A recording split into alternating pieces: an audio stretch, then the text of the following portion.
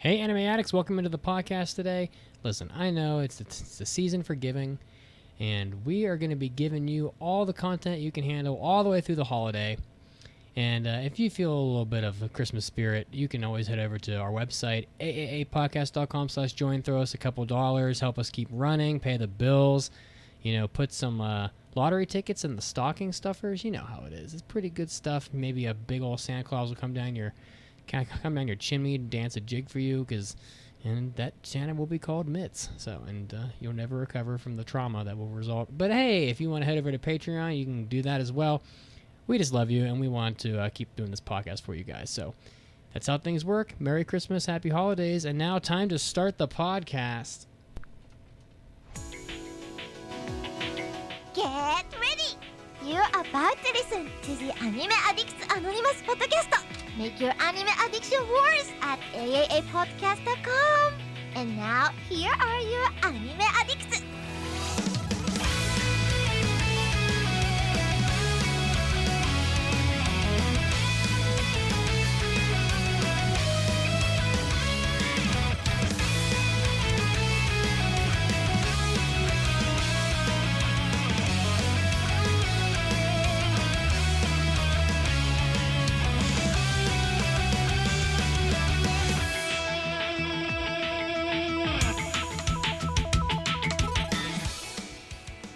Hello, good evening, good morning, and good wherever you are on your day. This is the AAA podcast. My name is Caroline, and I am here with the two loveliest co-hosts in the world that are within this phone call right now. That would be Mason. Hello. Hello, loveliest, big doubts. Hello, everybody. Oh, no, loveliest within this phone call. I know. I still doubt it. I'm calling from life inside a blueberry pie with my blue-colored room. And what do I have with me? Oh my god, the blue cup is back. It's a one-time You need to bring it home. I can't risk damaging it, but it will make a return appearance when I come back for the holidays. But I'm so glad to be here. It has felt like forever since we've been on a podcast, even though it's just been another week. But I am glad to be here once again. Oh, wonderful. And the other lovely co-host, that would be Mitsugi. I am freshly shaved today. I have a bald head. It's very shiny. I look like Krillin, so I guess I am extra lovely today. I'm so happy to be here, you guys. I have had a very busy week. I had a nice Thanksgiving, and I am ready to talk about the Cowboy Bebop live action. I'm all amped up for it, and fuck blueberry pie. And back to you, Caroline. Stop talking about that you hate blueberry pie so much. This was something that we've already talked about in our Hobby Addicts. It's gonna bleed over into our after party because you can't get it through your thick, baldy skull that blueberry pie is good. We'll find out. Now, let's talk about where you can find us. Of course, we are on Twitch. We are on Twitch every Sunday at 5 p.m. EST. You can watch us live. We are also on Facebook. We are also on Twitter. We are, of course, on Discord, where you can talk to your fellow anime addicts, and our newly created TikTok, which I have made another one. It is being kept up with, people, and I cannot be prouder of myself. Let me just pat myself on the back there. Good job, Caroline. Good job. Nobody else was going to pat me on the back, so I got to do it for me. Well, listeners, that's your job. Pat Caroline on the back, please. And go check it out, because it does take a lot of work to do, and I know she would appreciate it. Yes, I would. And I also made like a compilation video from our Anime NYC experience. So if you were not there, you can experience 30 seconds of it. So that's good. Yeah. And we are going to talk about today the Cowboy Bebop live action, and also our review of, please don't laugh, Nighthead 2041. I'm not laughing. Listen, that anime I know you were laughing not before we hit record. That anime has no room in it for humor at all. It is, now if I go into Pornhub and type Nighthead in, You're probably going to get like all sorts of videos, but you know what? That's besides the point. This was, hey, and by the way, I didn't come up with this on my own. It was pointed out to me on the Discord that it sounds a little naughty. No, you definitely, I know you thought of it before that. No, I really didn't. Are you certain? I'm pretty sure you made a certain. joke about it before. Listen, would I lie about something about like that? Anyway. I don't know. You typically would put it way out in the open, but I could have sworn you made a joke about it before we, or like last week, you know?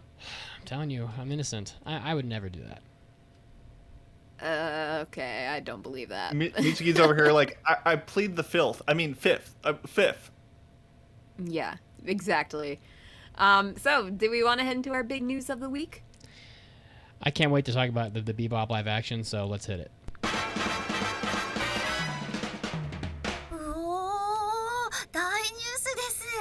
It's time for big news of the week. I got nothing, so Caroline. Nice. You really should play that drop when we go into our next segment and just cut it off a little bit early. Maybe I will. But ooh, devious. Sorry, interrupt. Go ahead, Caroline. I didn't really see any like classic anime type news, but I did see that Junji Ito is teaming up with Village Vanguard for creepy dissolving classroom goods. So Village Vanguard is an anime merchandise site, and it is releasing a series of goods using art from the Junji Ito's manga Dissolving Classroom. Now, this manga is about a series of interrelated short manga stories about a boy with the ability to melt a living human and feed the liquid to his equally horrifying little sister. So, if that sounds good to you, they have t-shirts and bags and mugs and pins and stickers available for pre-order soon. Unfortunately, it probably won't arrive in time for the holiday season, because I know how much you want to put those into your stocking stuffers. Yeah, right. Okay, so I got a question about this. So, I mean, just looking at these goods you have on the outline here, who in the hell would wear this shit? I mean, come on. A lot of people. You must be kidding. I mean, it's there are people with hentai t-shirts walking around. Well, but they're out of their fucking minds. It's like, I'm wearing this black t-shirt with like for lack of a better word, like a decapitated person on it. Like, who's gonna, in this instance, it's like, insert horrific piece of Junji Ito manga art here. But, I mean, you can't show up to Thanksgiving with a shirt with like, a person's head being ripped off on it or something. I mean, I don't know. Oh, sure, but Thanksgiving's all done. This is for Christmas, Mitsuki. Come on. Exactly. Christmas. There's no rules in Christmas. I mean, this makes sense for Halloween, but for Christmas, come on. Halloween, going to arcades, going to your laser tag place, going out with the boys for Taco Bell run, going to a metal concert. There's so many ways you could have some Junji Ito repping. Oh, okay. All right. Well, maybe I'm wrong. I wouldn't be doing it. I mean, I feel like this is a good way for ladies to keep the other creepy guys off you. Like, if you have a t-shirt that terrifies them, they'll leave you alone. No, that's not true at all. Listen, if you... Ladies, if you're walking around with an anime shirt on, you are going to attract twice as many men as you normally would. I guess that's true. Every guy wants to find his unicorn that will like sit around and will play anime and watch games with him all the time.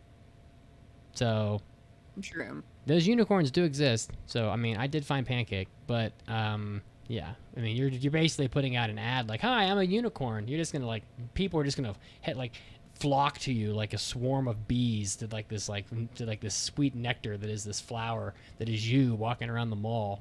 Beware, I'm telling you. I mean, I don't know if I can speak too well on the use of the word unicorn in that context, but I do know that when we do our inevitable Christmas shopping episode for us to buy each other gifts with limited budgets, we'll make sure to include one of these for you, Mitz. I know that's your subtly way of saying, "Oh, who would ever want a shirt like this? Certainly not me. I would never." if you're really gonna buy me a Christmas gift, what I would like is a Dragon Ball hoodie. That's what I would like. But okay. But yeah, I mean, I think the girls that play games and stuff have classically been referred to as unicorns because there's this. It used to be that back in the day. And by that I mean 15, 20 years ago, it used to be the people thought that girls didn't play games as often as guys did. And if you happen to find one of these girls who was cute and fun and wanted to play games all the time with you, that was like the holy grail, you know. And maybe times have changed, probably they have, but you know, I'm old, so I still use that term the way that it was used back then. So Gotcha. anyway, what do you got, Mason? I also did not find a whole lot of great brand new spanking new stuff this week, but I just wanted to alert people that, you know, Netflix is dropping a bunch of fire shows this week, because maybe you are like waiting for the new episode of Blue Period that got delayed, or maybe you watched all of Cowboy Bebop to prepare for this episode, and now you're like, oh, I got nothing else to watch, nothing else is new and striking my interest. Well, November 30th, a brand new film that's not quite anime, quote, because it's not done by a Japanese animation studio, but it's done by a French Luxembourg one. But it is based on a manga. It's called The Summit of the Gods. It's like a wilderness mountain climbing adventure. Is coming to Netflix. So that I'm very excited for. I've heard great things about the manga. Admits it's mountain climbing. It's got to be good, right? The weather today is so warm today in Denver. People think, oh my God, Denver's so cold. It's literally like 70 today here. So I was thinking, all I could think of today was, man, I should be up in the mountains right now, because I know it's probably like not that bad up there. But yeah, I'm down if it's got mountain climbing. Yeah, scratch that itch. And then of course, I'm sure most of you know, but the next day after that, December 1st. The first 12 episodes of JoJo's Bizarre Adventure Stone Ocean will be dropping en masse on Netflix. Technically, you know, this is part 6 because it is the 6th installment of JoJo, but Netflix calls it season 5 because seasons 1 and 2 were kind of pushed together, or I should say parts 1 and 2 were all pushed in season 1. So if you see season 5 on Netflix, that's the brand new JoJo. They've already released the opening onto YouTube. It is a return to the iconic CG style of earlier parts, so I'm a little hyped for it. I'm really excited. So we will see if I end up marathoning that or not. But lots of thoughts on Jolene's story, and I'm excited to talk about it. So there you go. Not to be a Netflix shill, but they've got some stuff coming out I'm excited for. Somebody on the Discord also made a comment to me that, and I don't know anything about this show, but apparently some show called Super Crooks was recently like released from Netflix jail. I've watched a little bit of it. So they said it was good. Was it good? I didn't watch it. I only watched one episode. It wasn't abysmal. It was a little predictable. A little on the, what was it called, Invincible style of like adult, more edgy superhero stories. But Gotcha. It was fine. It's probably, give it one episode and you'll know if it's for you or not. Okay. I probably won't be continuing it unless I hear a bunch of great acclaim. But yep, that's a thing as well. All right. Well, thanks for that. And I think we're just going to hop into the thing that everybody's been waiting for, because the Bebop live action did come out. When did this release? Was it the 19th, I think? Was sometime right before last weekend. It's like the Thursday or Friday of last week. Can we just start off by level setting? And by the way, I want to say that this conversation is going to have spoilers in it. I'm going to do my best to not include a lot of spoilers, but the fact of the matter is that in discussing this live action, the way that it has unfolded, I think that you really can't avoid it, because, you know, in reviewing it, there are things about the storyline that need to be talked about that are probably spoilers for you, less so for the anime than for the live action, but just be aware that you might get some spoilers, but we're going to do our best. Now, I want to level set in terms of like where we are and how much we know about Cowboy Bebop. So Caroline, how much do you know about the actual anime of Cowboy Bebop? Of course, I know quite a bit about the general story about Cowboy Bebop. Unfortunately, a while ago, I was spoiled to what happens at the very end of the show. End?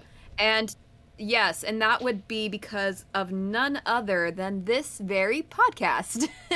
Because I think like a couple of years ago, you guys were going to talk about a bit about Cowboy Bebop as part of a different topic. And you did say spoilers ahead, and I tried to skip the podcast time a little into the future, but apparently not enough, because I did hear about the very end of the anime, which, I do know about. Well, but other than that, I've never seen the anime, and I've always planned to, but unfortunately just haven't gotten to it yet. And when I heard about the live action, I was like, okay, I'm going to purposely put it off. So at the very least, I can have the, the bare minimum of knowledge, and I can not be let down by the live action if it ends up being bad. So you're coming in from like a perspective of someone who hasn't seen the anime at all. You don't know anything about it really. Right. Sorry about the spoiler. I mean, this anime is 23 years old. In fairness, so I know, and that's why I'm like, well, oh well. I was probably going to figure it out sooner or later anyway. Yeah. So how about you? Mason? I'm not really. I mean, I assume you've seen Bebop, but yeah, I've seen it. I'd say 2 to 3 times over the course of a couple years. I have not seen it maybe in 5 years, so it's been a little while, but it's not like a purely nostalgic experience. I've watched it enough times to say that I pretty much know all the story beats. I couldn't tell you like off the top of my head, oh, like episode 7 is such and such, or episode 12 is this one. Like, I could have used a refresher, so I was going in a little rusty, but I know my Bebop. Okay. I would probably say that I'm on the other end of the spectrum compared to Caroline. I'm the guy that probably watched Bebop.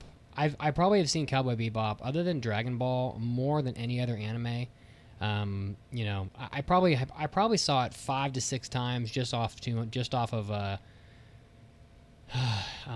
Adult Swim alone back in the day, because they played it. It was on Adult Swim for years, and I actually rewatched most of the anime this past week because I wanted to get some comparison, especially on Faye, and we'll get into that. But I wanted to get some like comparison about like what Faye was like in the anime again. So I did rewatch it recently, but I've seen. I don't know. I would say I know a lot about Cowboy Bebop, so I'm coming in with a very jaded, sort of high expectation perspective on Bebop, because Bebop is one of these anime that. Feel free to weigh in here, but I would say that Bebop is probably one of the formative anime for Western audiences. It's up there with like Akira. It's one of those shows that brought people into the fold, so to speak, back in the day of watching anime at all. So this is a very delicate sort of area for Netflix to be heading to make an adaptation, because small missteps piss off people in a big way. So would you say you're absolutely correct. Between the references to like Western media in a lot of the music and stylings of it, to the excellent dub, to it being on a lot of like you said, it was available on network television and replayed constantly for years. Like, it's often cited as like, oh, you're new to anime, watch Cowboy Bebop. So you're absolutely correct with that. I still recommend Cowboy Bebop to people that watch anime. So, anyway, so let's just get into it. We don't need to give like the whole history of Bebop for Western audiences. This is like, but I'm just gonna say, I think other than Dragon Ball, this is probably like the anime that influenced people the most for like on a widespread scale. So Dragon Ball, Sailor Moon, and Cowboy Bebop are probably like pretty easy arguments for like the top of that list. So this came out on the 19th, I think. It's starring John Cho, Mustafa Shakir, and Daniela Pineda as Spike, Jet, and Faye, respectively. And I would say that the reception online has been pretty average. I heard about some people review bombing it, which I'm not surprised in the least. It's got a 6.7 on IMDb right now, which is a pretty okay score, and pretty bad, I'd say, reviews on Rotten Tomatoes. It's floating around like a 50%, both from the audience and from critics. So, which we'll get into it, whether or not a 53% from the audience is high or not. But Caroline, what are your opening thoughts on the live action? Like, just taken as a whole, like, how did you feel about it? I have a lot of specific notes written here, but I'm really interested in your perspective, because I have not talked to very many people that haven't seen the anime but have seen the live action. So what is your take, so to speak?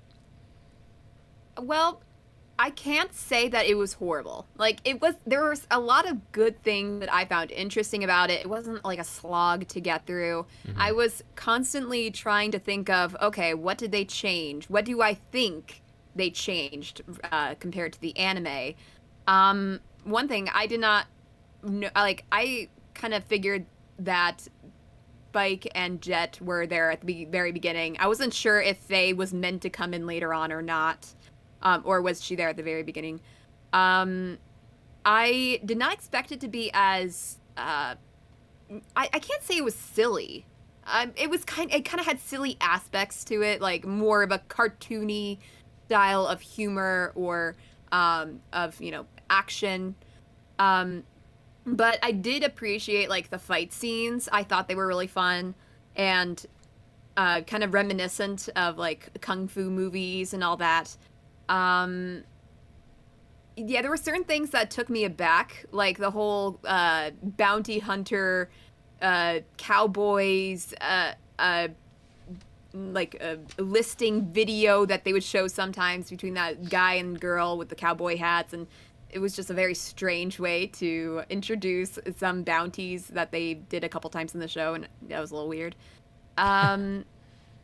It's definitely interesting to hear, your perspective. Like, yeah, for example, exactly. Yeah, I'm not certain if these are things in the anime or not. Okay, well, so the TV show that you're talking about with the two people is in the anime a lot. It's probably really. I'd say it appears in probably 80% of the episodes. So a lot of the episodes, that's how they lay out like what the next bounty is going to be for the coming episode. And that's probably one of the things the adaptation nailed the closest on. It was still a little overly cheesy and awkward seeing it in live action, but that was like stylistically one of the most accurate things they got. Oh, okay.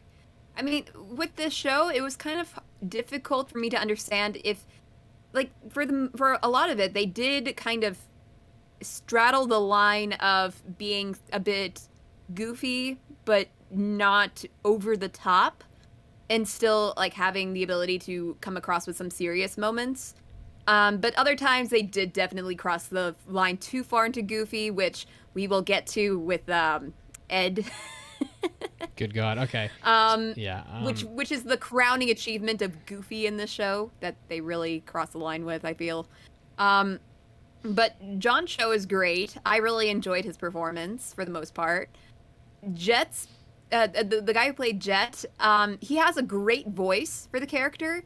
And I feel like this might sound pretentious, but I can't help but think about the fact that I feel like he relied on that voice too much, and his performance was sometimes a little bit dry on the drier side. And Faye, I had a feeling that her character is not as I keep on using the words goofy and silly. I feel like she's not as goofy as she is in the live action. Like, she used like the words shit balls a lot, and I feel like Faye doesn't do that in the anime. What was your impression of the storyline from the live action overall? Because we'll get into this, but the storyline is where they deviate the most from the anime. So okay, so I was a bit surprised by the fact that Julia was alive. I mean, I didn't know for certain, but I thought that she died in the anime or wasn't alive in the anime. Spoilers. I was not coming, entirely as the certain. chat says. Okay, well, No. I get you. I'm just giving you a hard time. Sorry, go ahead. Yeah, I had a slight feel. I kind of had in the back of my mind that Julia was not alive in the anime, although I could not be certain. And I thought that was interesting. What else? The storyline, it was a little bit monster of the week. You know, I kind of wish that these villains that they would focus on every episode would be more impactful. They just seemed more like caricatures of villains sometimes, and apparently not interesting enough to make into more than a full episode. Yeah, what else? You guys talk, and I'll put in more of my thoughts as it goes along. I can't remember. So, I mean, you already said it. Like, this anime is 23 years old. I'm not really gonna like sit here and try to protect people from that haven't seen Cowboy Bebop, for God's sake. I mean, it has over 1.5 million reviews on my anime list. I mean, this is like, probably one of the most watched animes ever. But Julia, this is the biggest deviation in the story, and we'll get into this. But Julia being alive in the anime or in the live action is not an entire deviation from the anime, because I if I'm not mistaken, Julia is not dead in the anime. She dies in the anime, I think, but she only appears in flashbacks until the final 2 episodes of the anime. But she is not a main character in the anime. She barely appears in it, whereas in this live action, Julia is arguably one of the most major characters in the show, and so it's like, you wouldn't really see Julia in the anime except in flashbacks until the very end, whereas she's there every single episode in large quantities for the live action. So that's a huge deviation. Mason, what are your thoughts on the anime or on the live action? Because I want to make sure we go through everybody before we get to the finer points. No, it's fine. Honestly, I came in with very low to low medium expectations, and I was mostly positive at the very beginning. Like, with the opening scenes, probably the first half of the first episode, I was feeling good. They had these kind of cool Dutch angle camera shots that I enjoyed. Spoiler, they become way too persistent later on, but, they had sly nods to the original, like when Spike and Jet are eating their peppers and beef, and they don't really make the same joke. They just say, eat your damn peppers. Like, that was a nice nod. Like, oh, if you've seen the original, you know that the beef is supposed to be there. But it wasn't too in your face about it. Like, it looked good. Spike and Jet's banter was, like, close. Their chemistry was really there. Sure, the ship interiors looked a bit artificial, but the CG ships I thought looked great. It was a little more gruesome than I was expecting, but it was just... It was hitting the right marks.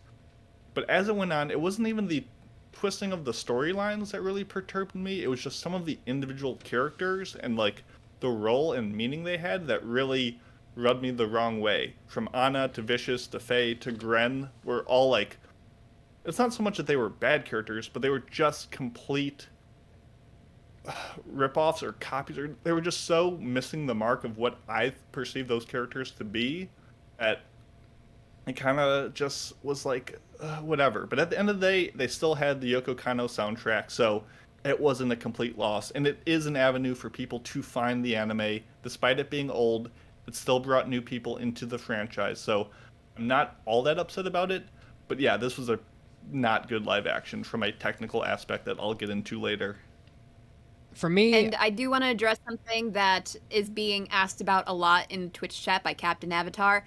Ein is great. He is perfectly cast. Well, not utilized as the he is adorable, but they completely botched what little he was. They butchered that as well. So they did kind of mess up Ein as a character, but he is adorable, so I guess the jury's still out on that one. So my take on this is that I was excited to watch this. Despite what some people on the Discord think, I love Cowboy Bebop.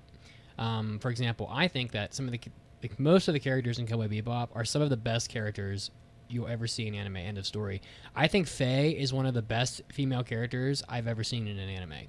And I watched a big chunk of the Bebop. I watched, for example, I rewatched specifically the episode where Faye gets introduced, and she is so fucking good in the anime. She is so great. She's this tough badass. She's fun. She's cool. Like, I love everything about Faye. She's great.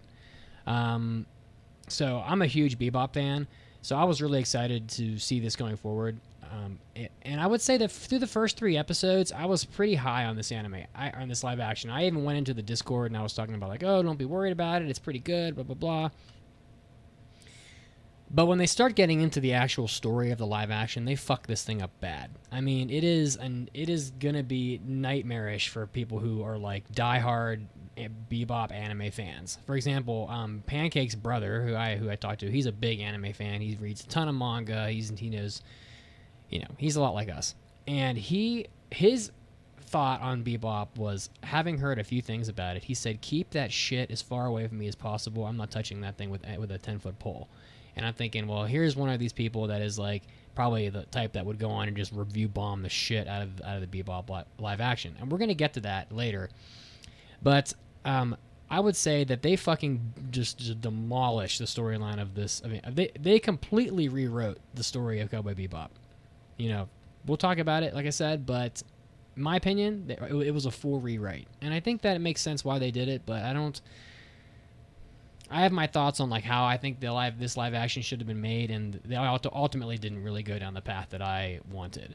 As far as the characters, they're pretty good. I think the casting is mostly solid. I'm going to go through all the characters individually, and we'll talk about them, but mostly solid characters. The music, of course, is really strong. It's, for the most part, it's Bebop's music that rearranged. So it's like they'll have, Bad Dog No Biscuit or whatever the song, whatever song they're playing, and they will rearrange it. It's the same songs, but they have been rearranged for the live action, which is fine. I will add that they didn't. I don't want to jump ahead too much, but they used the same songs, but they used them in the wrong places, and that was one thing that the original did so well. Is each whole episode had its own vibe, and they used the music that fit so well. Whereas here, they're like, "Oh, that song was good. Let's slap it over the same scene of a hurricane of bullets from a helicopter, and the same scene as like Ein bouncing around." Like they just missed the context and like vibe of the songs, and I didn't think that was utilized correctly, even though the music standalone was still pretty much the same. So let's get into the characters first. As far as Spike goes, Spike is okay. John Cho does and he doesn't work as Spike. First of all, he's way too old. John Cho's almost 50. He looks way too old he looks older than Jet. And Jet is an old man in the anime. He's also too short to be Spike, but I think that some of the mannerisms are accurate. Like he has some of the like shit talking sort of playful fuck around attitude that Spike has in the anime, but he doesn't. He's just too old. I don't know. How did you guys feel about Spike? I liked him. Spike. I really liked him actually. I've liked his performance, though I agree he does look older than perhaps the character is meant to feel like. But I still enjoyed his performance. I thought he was funny, and I felt like he has a lot of respect for the anime. I feel like this entire live action has respect for the anime. Like they wanted to make a good product, but I don't think they just hit the mark clearly. But yeah, overall, I think he did a good job. I would agree. He looks old, but he felt youthful. So visually, maybe not quite there, but it's hard to get those really long string bean like body proportions that Spike has. But so I'd say overall they did about as well as they could from his aspect. So that was not the issue for me. Okay. How about Jet? Personally, Jet is a great casting in this. I thought his mannerisms were good. His sort of argumentative nature is on point. His voice is perfect. It is very much. The voice is great. It is very much Jet's voice, but he is too young and he's too playful in this. Like there's scenes where he's like dancing around like a goof. It's not really how Jet's more of like a grumpy fucker, sort of.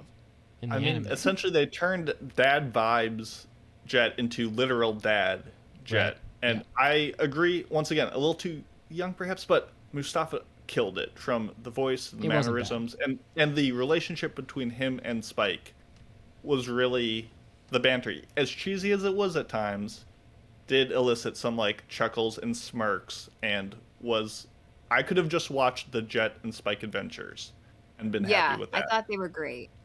I do want to say, like in that one episode where Jet has to like virtually appear for his daughter's recital, and in the background windows you could see Spike just trying to fight off the mob of bad guys in the background. It is a joke that has been done before, but it was very well done there. I loved that part.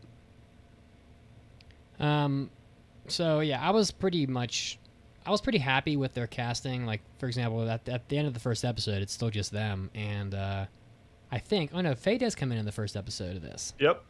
And she's not there normally. No, but I made a note of that. That's a big change. I'm like literally like on my phone writing all these notes as I'm watching it. Like this is different. This is the same. This is different. Faye, initially, I was not much of a fan of her in the live action. She grew on me a little bit as the anime went on. They did some really weird, unnecessary things with Faye in this live action. And I would say that, like, as I got towards the end of the live action, I thought to myself, wow, well, this Faye really kind of grew on me. But then when I went back and watched the anime, I realized she's not even fucking close to Faye. Like, she misses the mark completely. She's just a different character. She's totally different. She is not Faye at all. So it's even hard to say, like, oh, she's a bad Faye, because they were just going for, a different element completely. So, yeah, just, it didn't hit the same. I was not a fan, but they were going for something else. Even as a person who's never seen the anime, even I knew Faye was supposed to be a little bit more of a serious, badass female. I mean, she's still badass in this one, but she's not as, like, serious, I suppose. She says, like, say hello to the ouch or whatever she says at the end. She's not even fucking close. You know, the first scene with Faye in the anime is she literally is, like, at a store, and there's some people that are getting ready to, like, shoot up the store, and she literally turns around with a cigarette in her mouth with a fucking machine gun and is, like, raining bullets on people through the door like fucking Scarface. That is the first shot of Faye in the anime. So Faye is, like, a much tougher, more serious, and much more conniving character in the anime than she is in this live action. And honestly, there were some did anybody blink an eye at the really odd, like, sex scenes with Faye in this live action? Because Bebop's not a very sexual anime, and they just felt like they had to have, like, this very odd, like, 2 or 3 shots of Faye, like, right after she fucks in this live action. And I'm like, okay, pretty weird. And it wasn't just that. Like, as a whole, sexuality was pushed more front and center. Like, we had scenes in these, like, bars and, like, boobs and butts, like, all over the place. We had this, like, BDSM mistress who's talking about, like, bukakes. It's like, why? Like, none of this landed. None of it needed to be there. I get they're going for an adult style, but it was just pushed in a way that seemed cartoonish. And sorry to steal Caroline's word, but it didn't fit. Yeah, I mean, for the most part for me, it didn't seem... some of the stuff wasn't as jarring as I suppose for you guys. I will say that one older woman that was kind of like Woodcock? Jet's... yes, I think that was her name. She was weird. She was probably the weirdest sexual element in this whole show for me. It was in her accent, not even just her sexual weirdness, her accent was... I hated that accent. It was just not good. You didn't like the person who's like, oh, they found the hund. You get it? Yeah. It's a joke. Oh, like, yeah. Why was that? And that was not... Yeah. Woodcock was not in the anime. That was Netflix original. Mm-hmm. Yeah. I mean, they took Faye and they took Faye's, like, sexual clothing from the anime and removed that. Because, like, in the anime, she's got, like, very revealing clothing on. They took that out, and then, like, we're like, we'll make her dress normal, but we're gonna have her, like, fucking people. I was like, okay, well, that seems a little odd. Vicious was horrendous in this. I thought it was the low light of the show. He was terrible. He's not. They neutered him in this. He's a fucking bitch in this anime, or in this. I'm gonna keep calling it an anime. In this live action, Vicious is a little bitch, and I don't like it. He's such a pushover. In the anime, he's such a go-getter, and he goes and he's the one rebelling against, like, the syndicate and everything. Here, he's just like a submissive dog who does whatever they want, can't, like, commit to, like, going his own way. He's easy to manipulate. They have him say moshi moshi on the phone and have these weird, like, wing, like, sound effects when he pulls out a samurai sword. He is in a lot of scenes. Like, he's not just like, oh, he's that goofy guy that shows up every once in a while that's the big bad. Like, you can't, like, count him out because he has so much screen time, and he is so, like, probably one of the worst parts of the show, I would say. I agree. We'll get into more of that later. I feel like I wasn't so bothered by him, to be honest, but I feel like I would definitely be if I actually saw the real Vicious. I will say that the one villain type character that I hated the most was the clown, because his evil laugh that was just so over, like, he just over laughed, and it was just so cartoony I know I said it again, but it was just like so just caricature evil villain that was supposed to be like, well, he's unstoppable. He's actually going to kill Spike. He's like, no, he's just annoying. But even worse than Vicious, I think the worst character that they took over was Anna, who was supposed to be like this mother figure to Spike. She like runs this like in the anime some like convenience store, and her performance in this was like some big owner of this like massive like nightclub scene, and a lot of scenes take place in there, and they all just don't work. Like she was never like a major character, but between her and like Gren, they completely just, I don't know, made them so uninteresting to watch. I don't know. From my perspective, I enjoyed her. I thought she was I liked her character. But again, it's just from the perspective of somebody who doesn't know the original. It was more of, they weren't bad, but compared to what they were, seemed to completely miss the mark. Moving on from that, one of the biggest changes in this is that Ein is a robot, apparently. So he's a robot in live action, which ought to piss people off. I did not, like, I know that he had this, like, video vision coming out of his eyes. For whatever reason, I did not think, oh, he's a robot. I just thought, oh, there's, like, some brain chip or something like that in his head. Or I don't know. Julia is in this a lot. And she's not even like she's barely even a character in the anime. So that is honestly, they fucking destroyed this. They destroyed this by having Julia in this at all. Because the whole plot line surrounds. I don't know if you guys disagree or agree, but like she's not really important in the anime really, other than the fact that she's like Spike's like history that quote unquote catches up to him or whatever. Other than that, she doesn't fucking matter. So the fact that she's like essentially the antagonist, which is also very strange, is a complete rewrite. I think I said to Pancake's brother, I said, some of the changes in Bebop are so severe that, considering its importance to the anime in the West, I said it would be like if they remade Star Wars and Darth Vader was not Luke's father.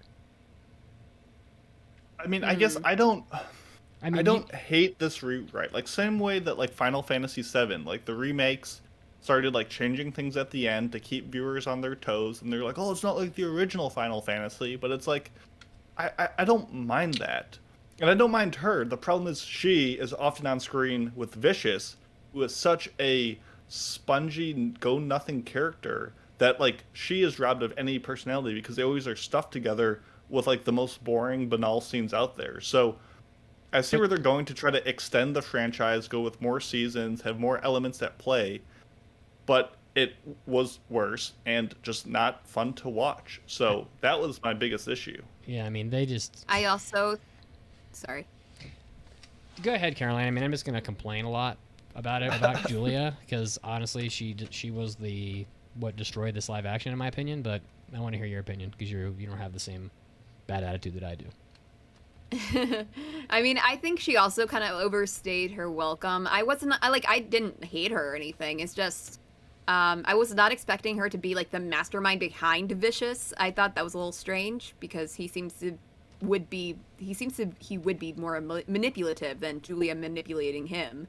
Also, her being like to make the final switch into being the big baddie behind the syndicate at the very, very end. I'm like, that does not seem to be right. Like, that's a very big twist. Like, I can see her not wanting to be with Spike anymore, considering he did abandon her in this version of the story.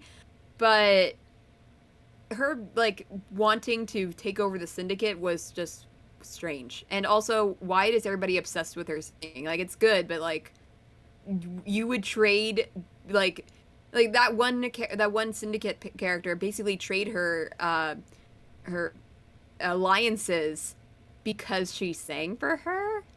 It's just, yeah.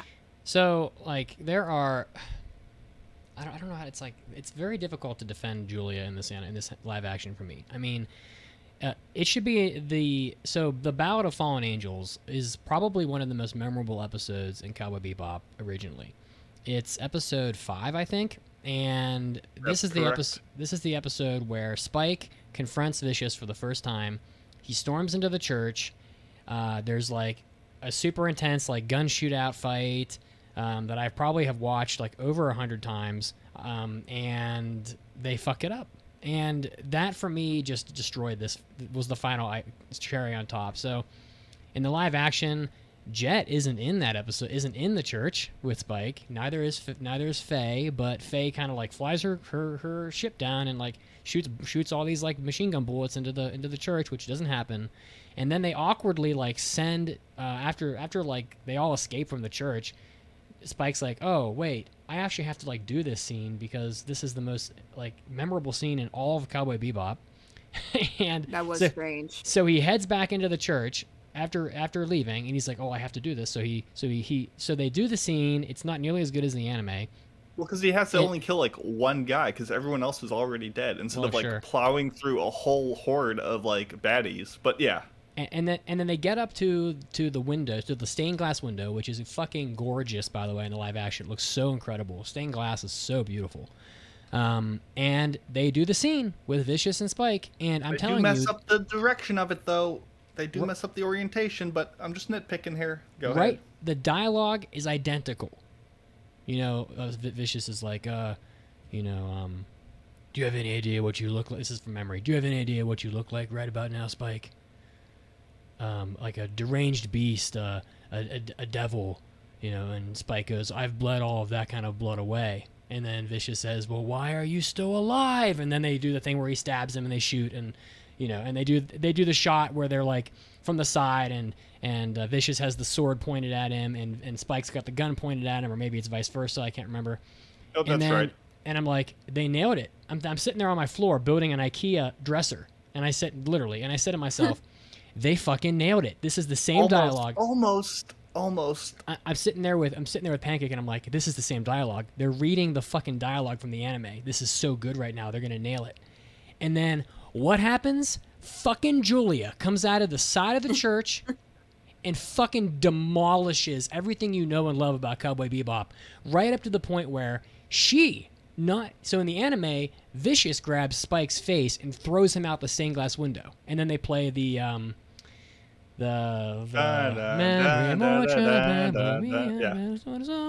they play the song, and all the flashbacks happen.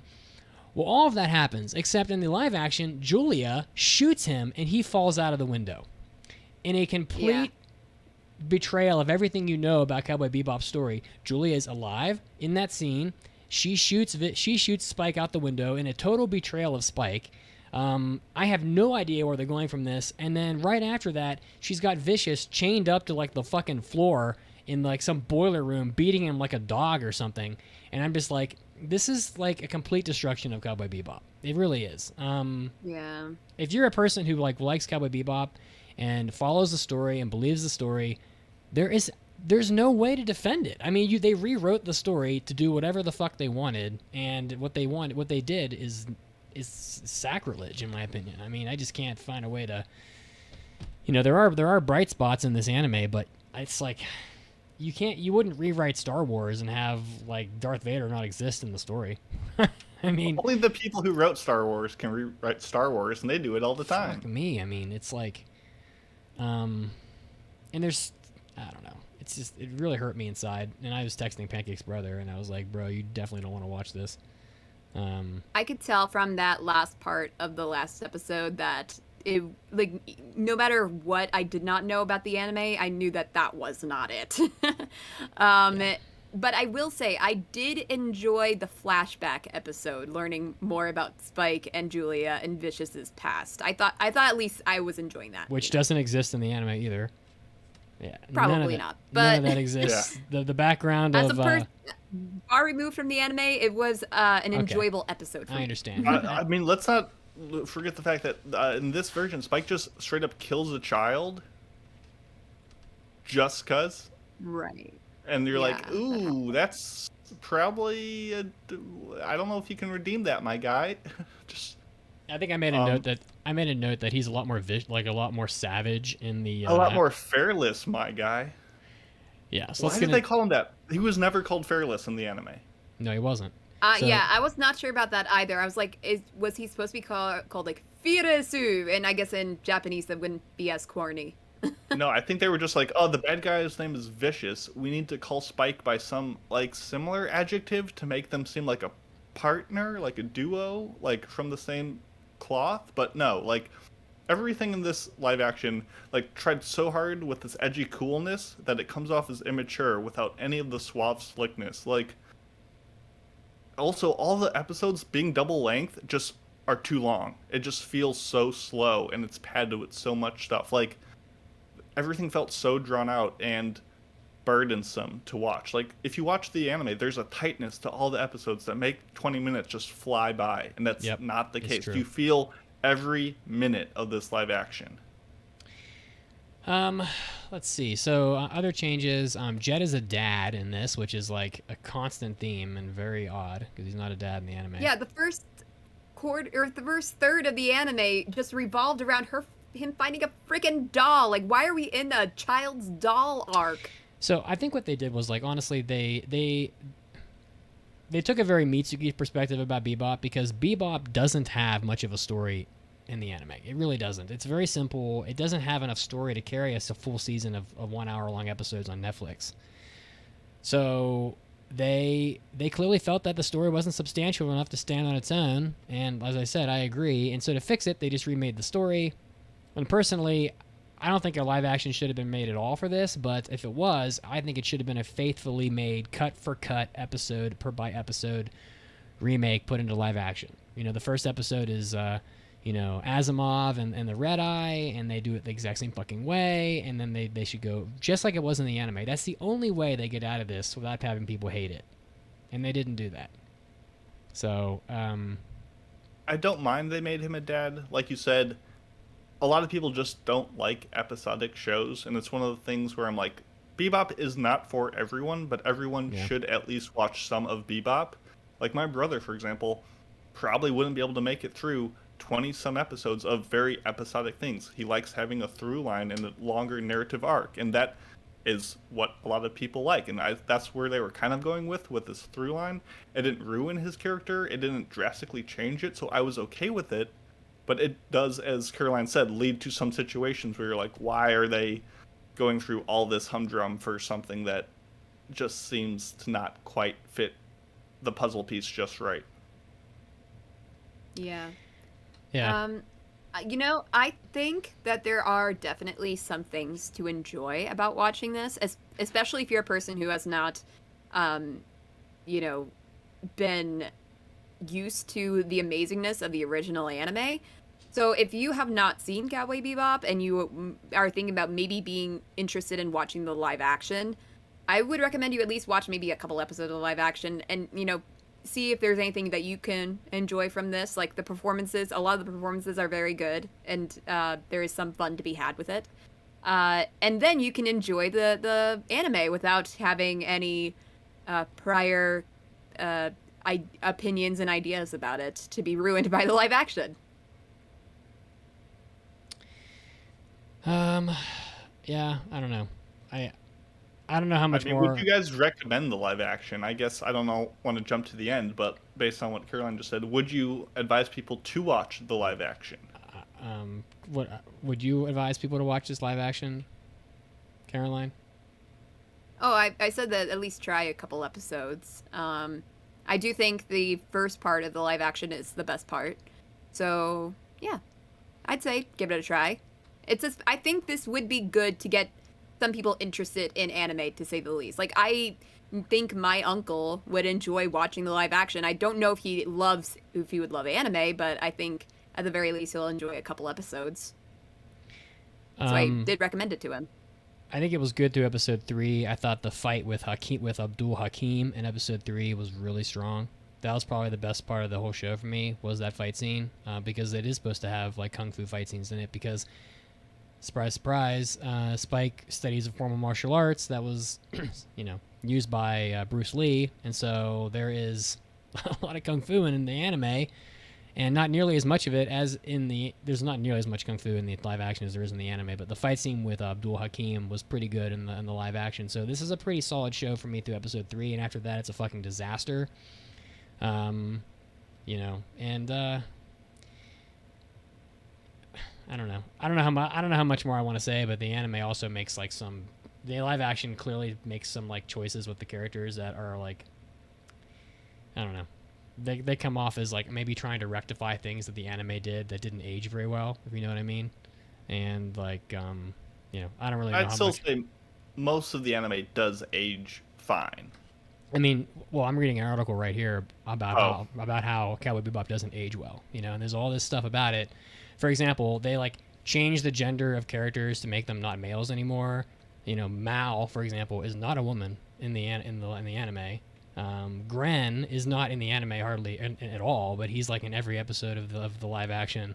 Grin So and there's has just like the a two lot of this episode stuff. thing, right? Grin What's has that? like almost 2 episodes dedicated. He's to like him. he's like in a total of maybe 10 minutes in the Jupiter Jazz episode, but he's not in every single episode like in the bar. Look, I don't really give a fuck. I don't give a fuck about Gren. That's the least of the problems, but like I did talk to some people that noticed like there's a lot of social commentary placed into this live action that like some people just kind of roll their eyes at because it's not in the anime, and it's like, well, why'd you put this in here? Like Faye is not like, go watch the sex scene with Faye and you'll understand what I'm saying. Like, it's not really necessary to do all that, but they do it anyway. And that's just more changes from the anime. So like, and Vicious being on his knees, like licking Julia's shoes is like, another thing that like isn't in the anime that is just going to piss more people off. So I don't know. I don't know why they feel like they need to do that, but there was definitely some interesting choices made. Like it was 7, 8, maybe 9 different examples of like the ways that they changed it that, in that way. And I don't know. It's just more ways that they just deviate from the original anime and fuck it up. It's and we didn't even talk about what the fuck is the character's name? Ed, who is absolutely the biggest cringe. It's a fucking disaster. It's too much. Like they can dial it back. I mean, seriously, I've never seen again Cowboy Bebop. So, and I kind of know that Ed is supposed to be a very bombastic character. Literally called Radical in this Ed. One, they can't do like they cross the goofy line in this show with that Ed scene at the very end. They went full goofy. Never go full goofy. They can't go full goofy. They had to. They need to dial it back like 50 notches to make that work, and it was just way too much. I mean, no one ever like takes. I feel like I say stuff on the Discord and people just argue because they want to argue, but it's like I said, this show is not gonna work with a hyperactive 12-year-old swinging from like railings and shit and screaming. And it's like people are like, "Oh no, it's Ed. You gotta have it." I'm like, "Yeah, no, it doesn't work because it's live action, and the anime fans that watched Bebop are old now, and if they want to have this like viewed by an older audience, you can't do that." What did they do? They didn't listen to me. Of course they wouldn't. But it's like Ed looks like a fucking disaster. She is gonna be. I'm not gonna watch the second season of this because this is too much already for me. It makes me sad, but. You can't look at Ed in that episode and think that's going to go off well when she's in every single episode of the show. It's going to be so unbelievably fucking annoying. Do you guys disagree or agree? You could do an annoying character. It does not have to have like impossible hair. It does not they don't need to have impossible hair. They don't need to be screaming at the top of their lungs. When you put something into live action, it does not need to be as you don't need to put it to the max. You can keep it a little sane, and that will work. I mean, you can just make them charming. You can make them appeal in a way that lets you forgive their eccentricities. This didn't have any of that. This was all eccentric. No charm, no swagger, no cleverness to it. It was just nonstop difficult to watch. And yeah. And it was only for 30 seconds. And it wasn't just that character. A lot of the characters in that were just, you could tell the actors and actresses were just trying the best with what they were given, and the writing was just not there. I actually thought that Ed was the mechanic on the ship. So the mechanic on the ship pops up in episode 6, I think, of the live action, and she's like fixing the ship, and it's like, Jet, you silly man, you fucking fixed the ship with like gum or whatever. I don't know whatever. And I thought that was Ed, and I made a comment on the Discord. I said, "Oh, they actually like changed Ed the way that I thought they should. Make her. She's a mechanic. She's good at fixing things. She's like nerdy, but she's not screaming. She's not a screaming green bug-eyed looking character in a fisheye lens. Yeah. Like a scene from your worst nightmare. And I was already said like that mechanic was in the show for a different reason, but it's just like I don't know. I'm not gonna watch the second season of this because that was just like a little too much. And by the way, Ed doesn't come in until after the ending credits. But I'm really changes are not bad. Deviations are not bad. You need to adapt to the media that you are making to make the best possible content. Rewrites, character additions, removals, whatever it is, you need to take it as an adaptation and not a shot-for-shot remake. So, yeah, I'm fine with those changes, and if that's how they need to change Ed, I'd hope they do it. I mean, but they didn't change Ed. That's the point. They left Ed the same, but kept all these other things, all these other rewrites in there that detracted from it, which has lowered my confidence in going forward of their ability to make anything that would satisfy what I'm looking for out of more Bebop.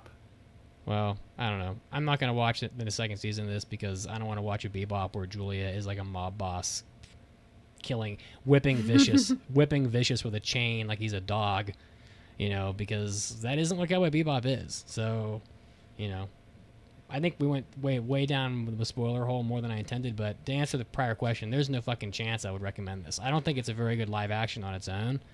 And if you are a fan of the anime, like this is just going to make you incredibly depressed. That's my take on it. I mean, it's not shocking at all that it gets review bombed. I mean, there's good reasons to review bomb it. People go and they review bomb The Last of Us because, characters in there get killed in bad ways and they get mad. Like, okay, well, but that's a different thing. That's just you whining and screaming about like your favorite character not surviving the whole game or something. This is like they took your favorite anime of all time and fucking shit all over it. That's exactly what happened. And so I completely understand if people want to give this a 0 out of 10 on Metacritic or whatever. Because see, I still don't think that's any justification for a review bomb. I hope people just go and review it accurately. Like if you don't like the show and you're like, oh, this is a 2 out of 10 because of X, Y, and Z, and you go and you state that, that's a review. If you're like, oh, Ed is hard to watch, and Julia makes me sad now, and it's not like the original 0 out of 10. Like, that's a review bomb, and I don't think any piece of media deserves that. I'd probably give it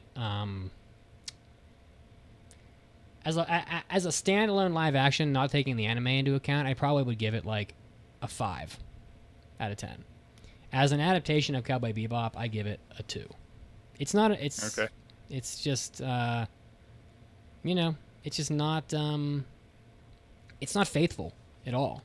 If you want to adapt it and you want to not change the story and adapt all these goofy episodes, which by the way they adapted Brain Scratch, which is like one of the worst episodes of Cowboy Bebop. You go ahead and do that, but you got to at least not fucking modify every single aspect of the anime right down to Spike's name. It's just too much. I mean, it's like his name's not Spike anymore. His name is Fearless, which is a terrible name. It's very cheesy. So. And he's very afraid, so not even a great nickname. Do you feel better, Mitch? Do you feel good to get this out of your system? I know this has been building up for like weeks. I'm just so upset. Like a lot of people think I don't like Cowboy Bebop because I didn't give it a 5 on this podcast or something. But like the reality is that I've seen Cowboy Bebop a billion times. I've thought about buying anime sales from Cowboy Bebop. I love Cowboy Bebop. I have read the manga.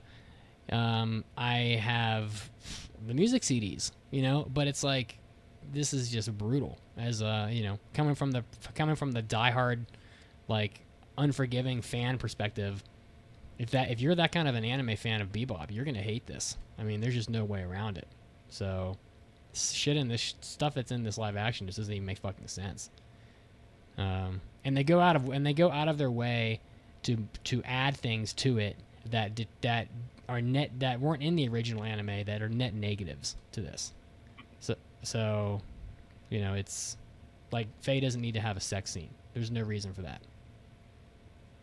I know why they did it, but there's no reason for it being in there. people gasped and gasped in the Cowboy Bebop movie when the villain cuts open Faye's shirt with a knife. But even then, they don't like. It's not a sex scene with Faye. It's just him being a fucking bad villain. You know, he's a bad guy. So I don't know. I don't know. People are going to be pissed off about this. As I said, I've talked to like Pancake's brother, who is the quintessential Cowboy Bebop fan, won't watch this. I couldn't pay him to watch this because he knows what they've done to it. So.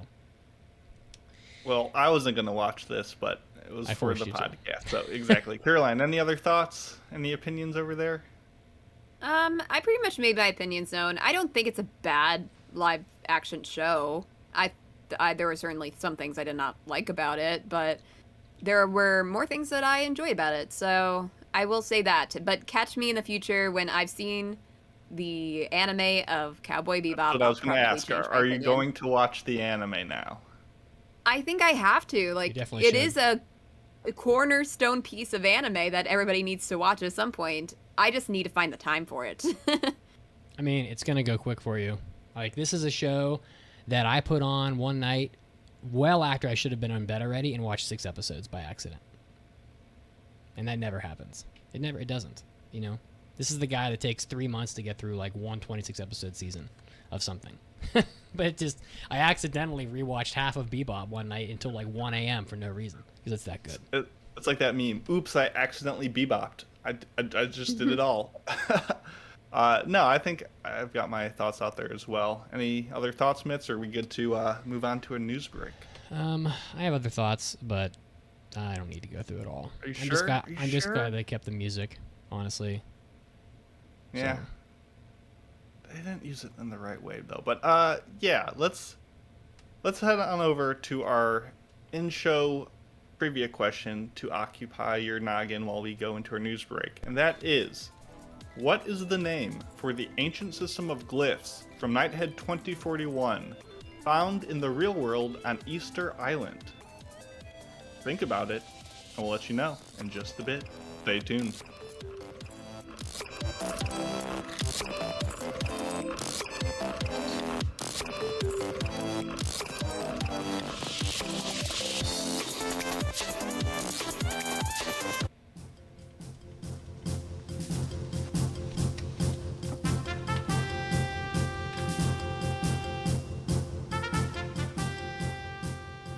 Hey Anime Addicts, this is Mitsugi, and it's time for your anime news break. So getting started off, we have a light novel adaptation announcement.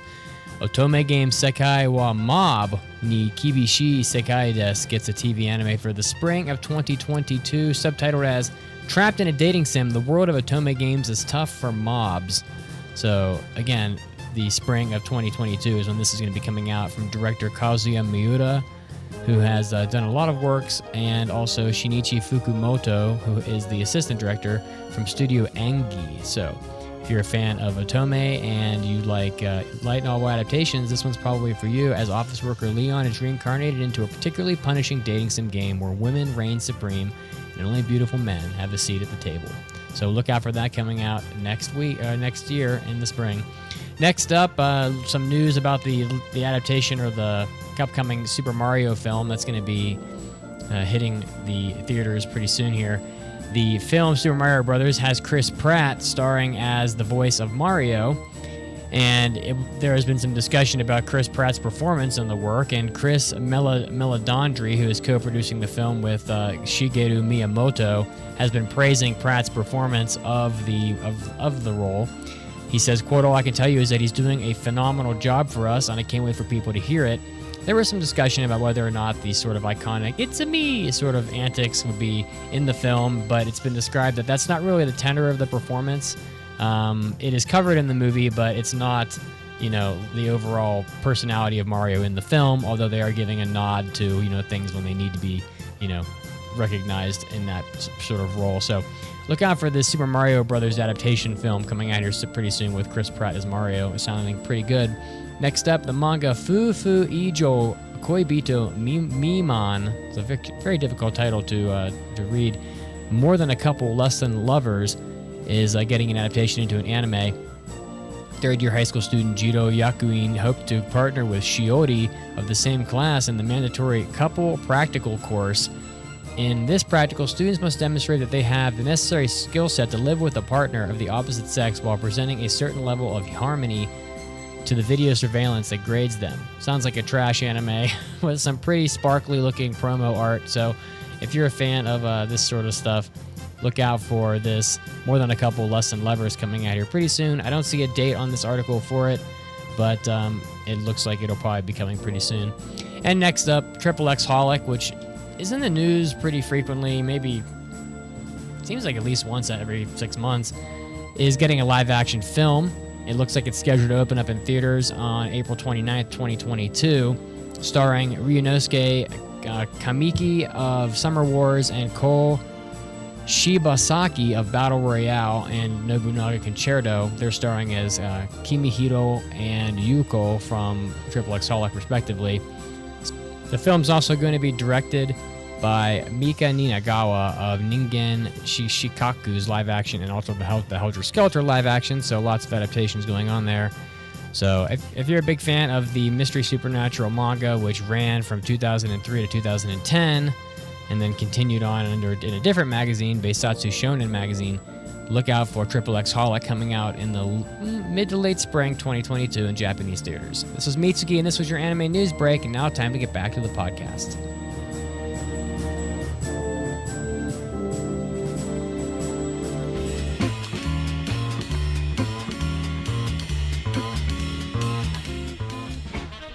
Hey, Anime Addicts, this podcast is ad-free.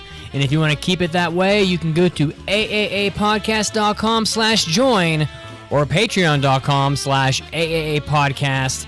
You're going to be getting 8 exclusive podcast episodes per month, our hentai episodes, our after parties, and our Hobby Addicts episodes. Of course, this is all very ironic since this is also an ad, and I just said that we wouldn't play any ads.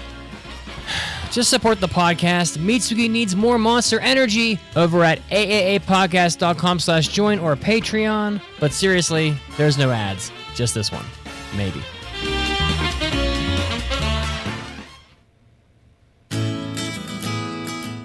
You've heard of Confessions of a Popedom, but now comes the heartwarming tale of Kazuo. I don't know any country songs, so I'm trying to sing along to songs I don't know and getting drunk with some grandma. From the best-selling authors of Her Moe Majesty and The Best Yuri Bartender in Florida comes Growing Up Kazuo. First time I was in a shootout, 2 years old.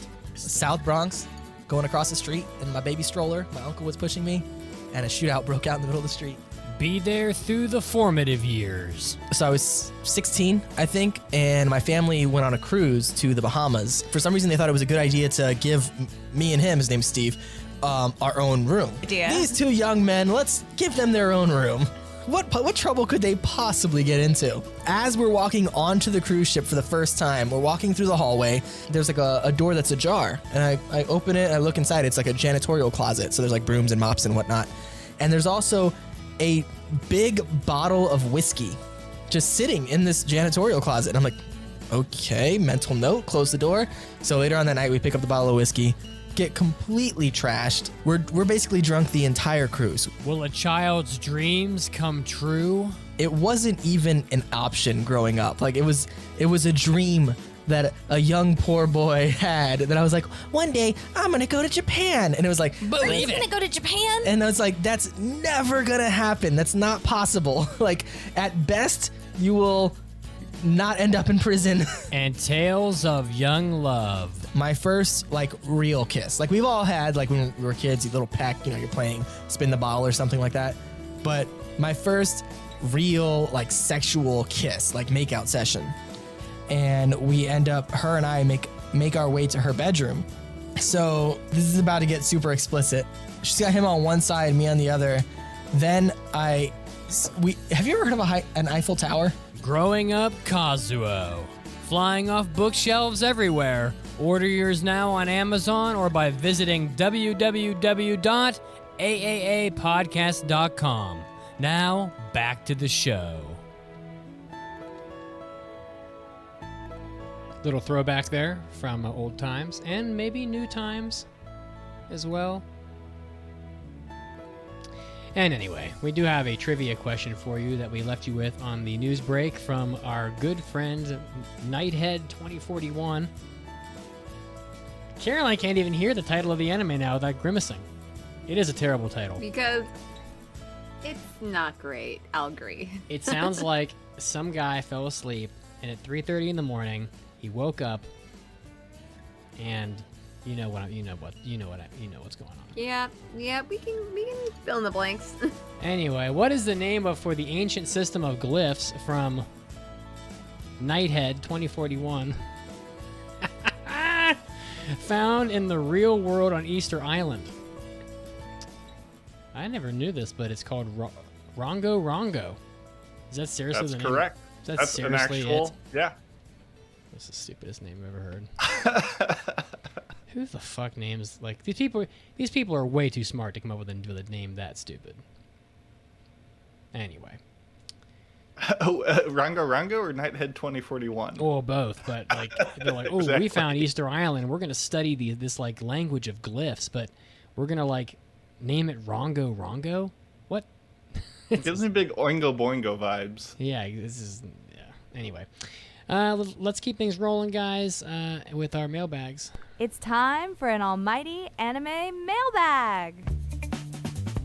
Anime. Anime. Anime. Mailbag. If you would like to leave us a mailbag, head on over to our website at aaapodcast.com. There's a big old thing at the top that says mailbags and more, and that's where you can leave your, not just mailbags, but your confessionals, your hot questions about all sorts of things. We have tons of different segments that we'd love your input on, so head on over there to contribute like Captain Psycho did. And they write, what anime most recently put you in a show hole? A state of sadness, emptiness, and or reflection caused by the end of an amazing show. A show hole can also make it difficult to enjoy the next show you watch if it doesn't live up to the previous one. For them, I recently watched Honey and Clover, which unexpectedly threw them into a show hole, and now reading the manga and taking an anime break to recover. So, have you ever fallen into a show hole, and if so, what is the most recent example? Mitsugi. I mean, it's been a long time. Probably GTO is like the most obvious one for me.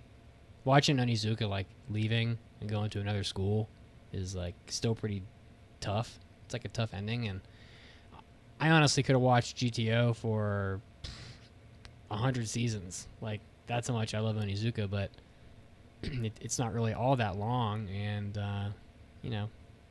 it's tough. It's tough to have something like that end. I mean, honestly, I think I get more show holes from video games than I do from anime. Like, finishing the worst show hole I think I ever got into was the end of Final Fantasy X. I mean, I think that's like probably the roughest ending I've ever had to anything. But if I'm talking like extremely recently, and I don't think there's a whole lot of examples of this recently, I really wish there was more of a Riding Bean. I really like that show a lot, and I'd pay some good money to have a season of that made. But we get a measly 40 minutes. Like, are you fucking kidding? Good God. It's funny, going off of our previous discussion, a show hole could literally be the Bebop episode where it says you're going to carry that weight onto the next episode. I'm going to carry the weight of watching Vicious getting whipped by Julia in a boiler room for the rest of my life. What's an anti-show hole? A show mountain, where it's so bad that whatever you watch next has got to be a saving grace relative. How about you, Caroline? Any show holes? I've definitely been in show holes before, but I cannot remember which shows for certain. I probably experienced it with Mob Psycho 100. Actually, no, I feel like Mob Psycho 100, I almost definitely was in a show hole afterwards. And then also there's Showa Genroku Rakugo Shinju. I finished the first season just as the second season was coming out, so there was like little to no waiting time to get the completion of that story, and afterwards I was just like, oh, there's nothing else, is there? Yeah, Listen, I'm with how about Mitz. Yeah, we really don't have time to get quote-unquote show holes because we are always being forced to watch new stuff where we can't just like sit and ruminate and like deal with a great or bad show we just watched because there's 1,000 more on the docket, so we don't have time to like deal with that, but there is, like a feeling of wistful departure when you complete a show that is very original or unique and engaging, where you're like, I'm sad to see it go. And I think most recently I got that with Gosenso Sama Banbanzai or Odd Taxi. Both of those were just like, I'm not going to get a show like this again for a very long time, if ever. And that just makes me go like, I'm sad to see it go, but glad the time we had together. So, yeah, it definitely happened a lot more in the earlier stages of my anime watching experience. And I think why a lot of us stick with it, because we are seeking after that high that we have when you watch a really revolutionary or phenomenal show like that. Odd Taxi was pretty fucking great. It was. And when's the next show you're going to get like that? I don't know, but this Odd one Taxi's... that we're going to review right now. Hey! Odd Taxi's probably still the best anime of the year. Quite possibly. That's what I think. That's how I feel at the moment. That's Okay. a good feeling to have. What are we reviewing next, by the way, Caroline? And by next, I mean like in 2 seconds. Who passed this? That would be me. I'm just teasing you. Listen. I'm teasing. Okay. Let's go back to like the summer season. There were some definitely good shows. Oh yeah, the flashback sound effect. There were definitely some good shows to watch, but for me, they weren't really on my list. There weren't shows that I thought would be interesting to review, So that is the reason why I passed Nighthead 2041, because there were certain things I was nervous about. It wasn't being talked about at all. So whatever I thought was interesting about it, nobody else was finding very interesting. And, then there's the whole caveat about it being CGI, which a lot of people are a little about. For God's sake. And yeah, so I knew that, and it was at the bottom of my impressions list. Like, this was something that I was not expecting to really like. But I did think that at the very least, there were some ideas and some story beats that would be interesting to discuss, and that is why I passed it, because honestly, there wasn't really anything else I thought was interesting enough to talk about. And that is why we are here today. So I passed this in episode 587. It, again, is from the summer 2021 season, and you can watch it on Crunchyroll if you so would like. And here's basically the story. So it's the year 2041, obviously. And World War III has wiped out 2/3 of the human population, and in this newfound structure, the belief in any god or beyond human entity is considered a preposterous notion. So no religion, and there's not even any fiction in this world. People don't want to be, like, they can't be reading anything that is fictional or listening to any music, really, that is fictional. In order to prevent citizens from bearing possibly incriminating thoughts, the government has assembled a special weapon enforcement division to capture and rehabilitate such believers. Now, this is like a dystopian future, interesting, I thought. Like the idea, like, oh, they can't have religion anymore. And from the first few episodes, I thought that would be enough to, have a good review. It's from Studio Shirogumi, and it's directed by Hirakawa Takamitsu. And originally, it is from a different anime. Like, it's called Nighthead Genesis.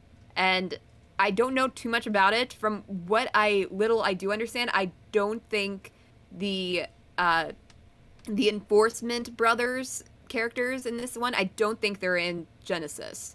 I think that one's just based on the Psychic Brothers.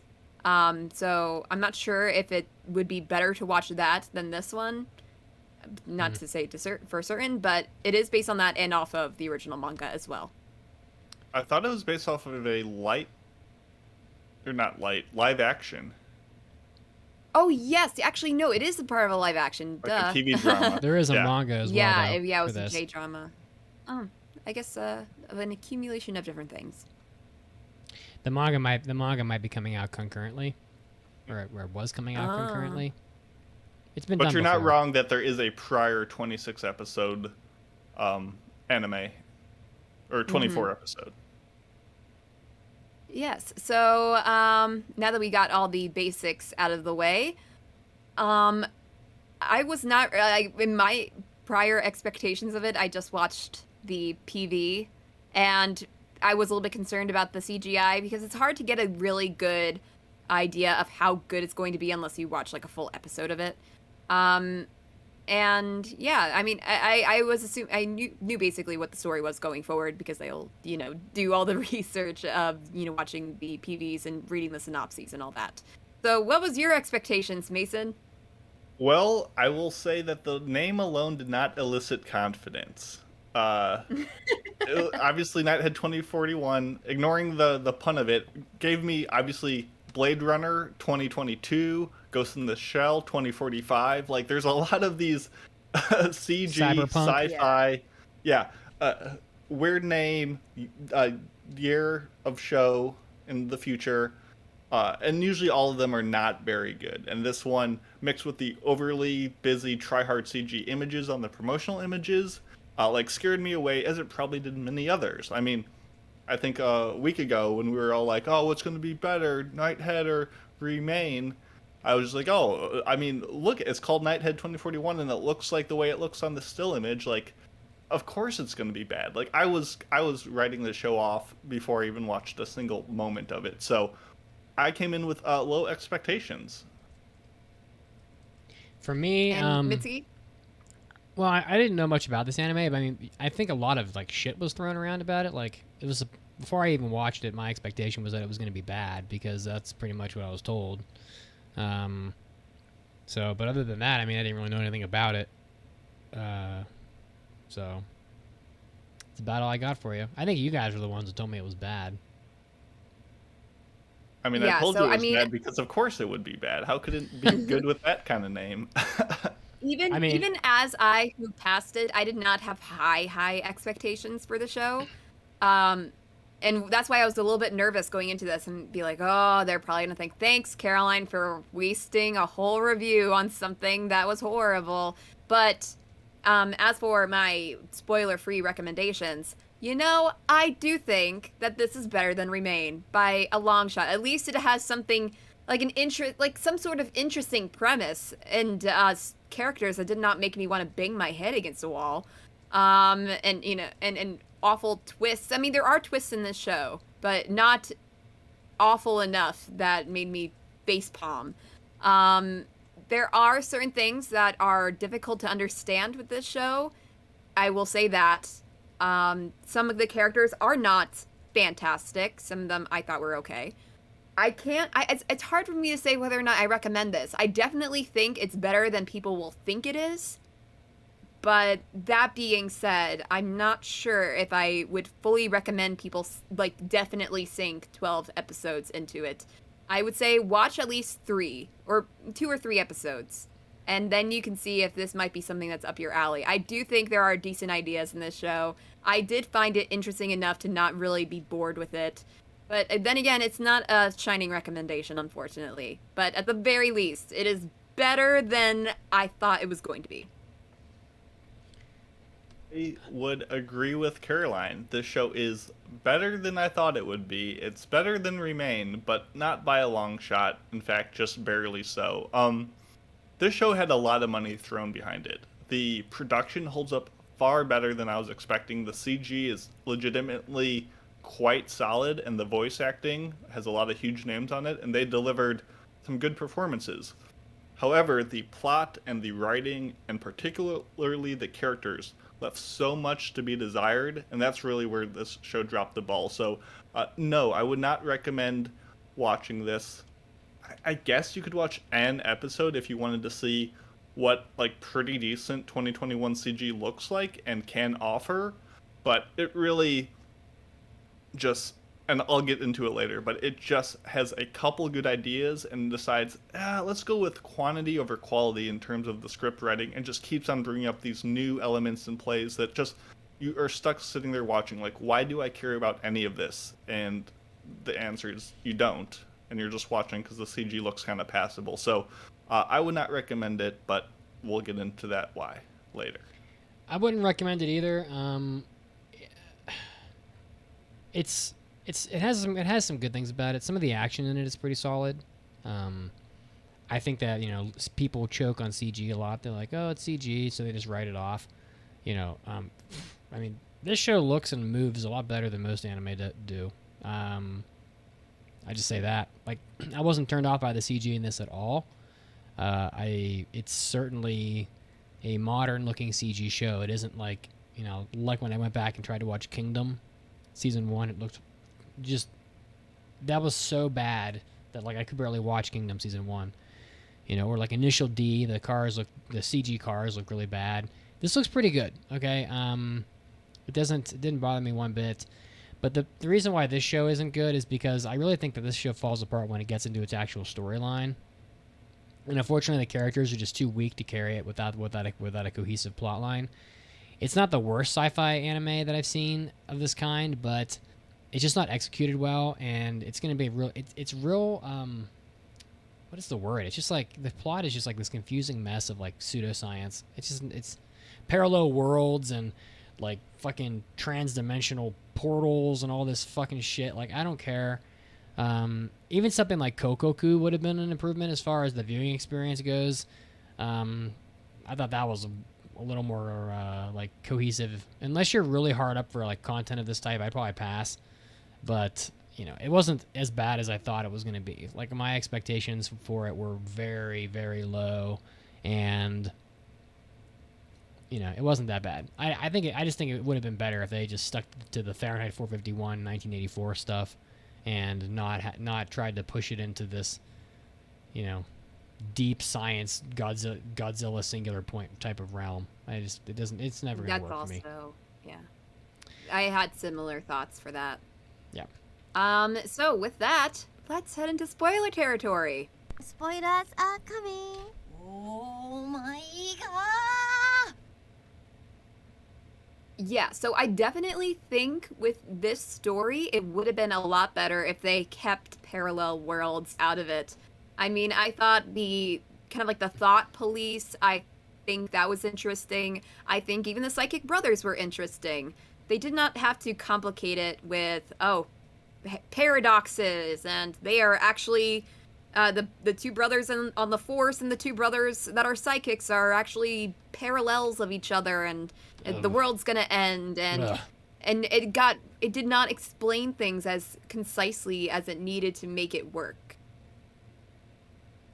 Some parallel world shows up and people are like vanishing from one world and going to the other Earth, and I'm like, what the fuck is this? And it's like, unless I'm like, honestly, I'm just not good at this kind of shit. So unless I'm gonna stop and pause at every subtitle and just fully digest and comprehend what they're saying, I'm not gonna follow it. So by episode 7, I was lost. As soon as I started going into the giant info dump about like all the science crap, I was totally out.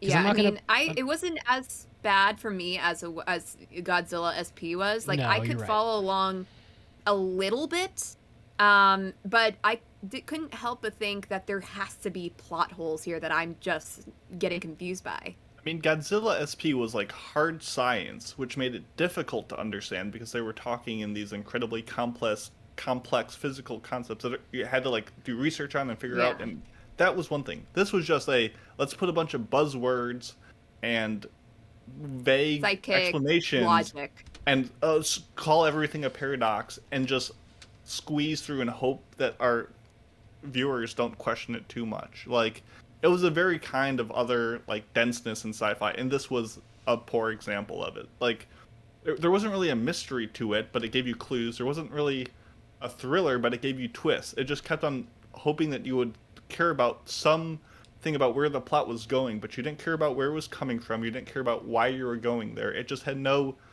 reason for you to stick with it. You were just watching and just being like, okay, I guess this is happening for 12 episodes. Well, and I don't think that the Godzilla Singular Point had particularly good characters either, but this show had really weak characters. Like, even compared to shallow. Even compared to Godzilla Singular Point, like this is like, you would think, oh, well, the plot fell apart or the plot sucks, but oh my god, the characters are so great. Like, that's almost like Cowboy Bebop. It's like Cowboy Bebop, mostly one-shot filler, but it's so fucking good. Like, some of that filler is masterpiece level shit. Toys in the Attic? Are you kidding? That episode is incredible.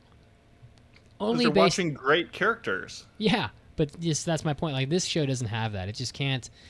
There are shows that have nonsense stories, and they know their stories are nonsense, but the characters are amazing, and therefore it doesn't matter. This show doesn't have the characters to make up for the fact that the story's not any good, and that's it's a shame.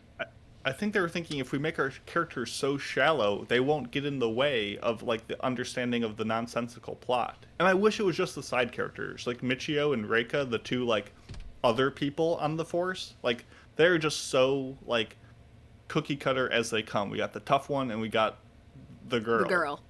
I liked her, by the way. She was cute. Sure, they're terrible characters, but like even everyone else, literally the captain and the sets of brothers are just carbon copies. Literally copies of other characters that are equally shallow. Like everyone was so flat in this show that it was painful to watch like any extended like dialogue sequence because you didn't care about what either side was saying. It was just noise. Yeah, they characters are not a shining part of this anime. I think the Psychic Brothers are probably the best characters, but I say that very shallowly. Not really. There still isn't a whole lot, but I'd say they're the best. And then we got character designs that I thought were just very strange. Especially Kobayashi, the one lady with like the stockings, with the red and black hair, who had like her design. Yes, the psychic woman that was kind of on the force as well. The red hair. The weird childlike thigh high socks with like just, the why butterfly stuff. Why? It was so like, and even their like outfits, like the uniforms of this police force had this like real like Tesseract-y like 3D print on it. It kind of reminded me of like a sweatshirt that a 13-year-old would wear. Yes. It was something that I would not expect to be worn by the most feared force in Japan. Yeah, the character designs were rough, but the CG I thought like was very solid. Like I thought so too. Like the ferocity and impacts of bullets and the psychic powers were like greatly elevated by the CG. The only time the CG I thought even looked bad was when you got these characters that weren't recurring, so they didn't get a 3D model, so they were 2D drawn. So those like 2D characters had to like live in the same world as the 3D ones, and then you could see like, oh, this is like a clash. But besides that, I thought the 3D was quite solid and actually added a lot of punch to this show.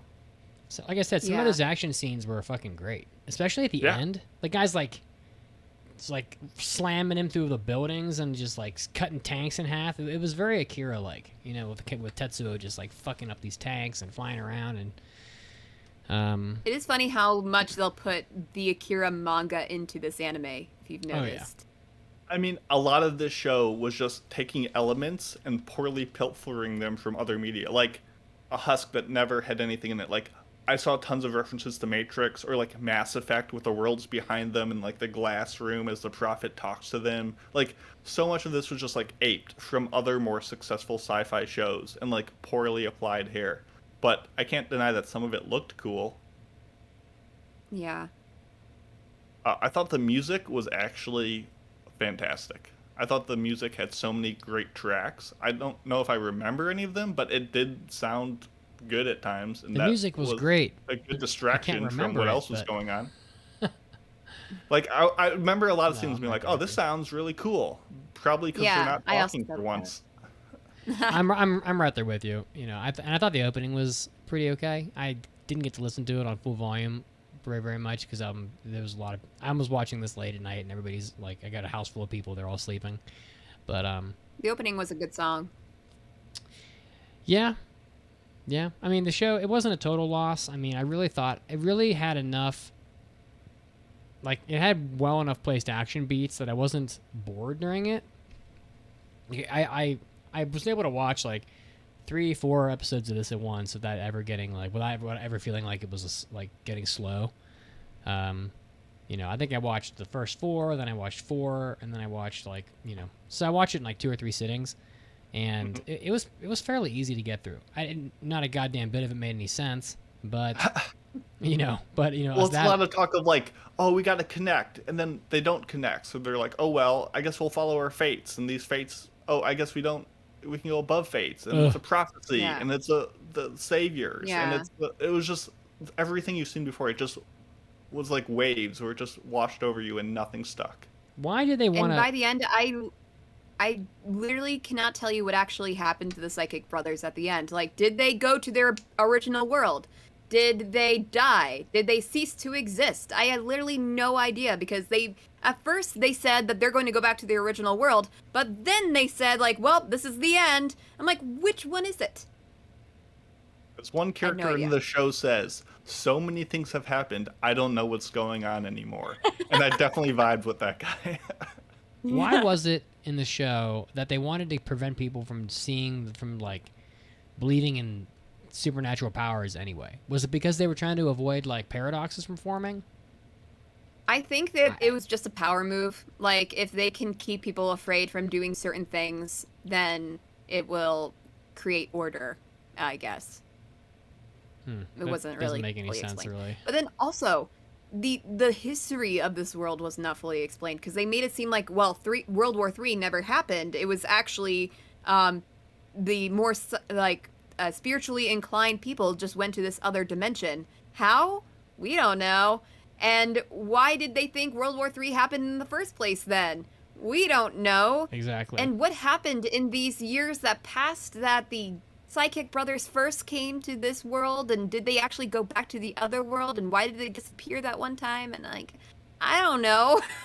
I'll tell you what happened. Someone named Miracle Mick happened, which is the stupidest name ever.